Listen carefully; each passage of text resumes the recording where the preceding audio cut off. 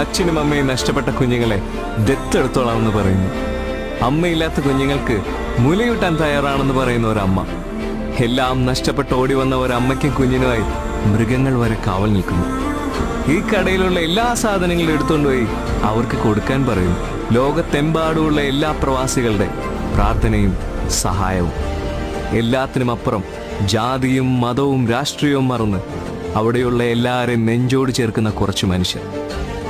മനുഷ്യരല്ല ഇവരൊന്നും, ദൈവങ്ങൾ മനുഷ്യരായി ഭൂമിയിൽ വന്നതാവും.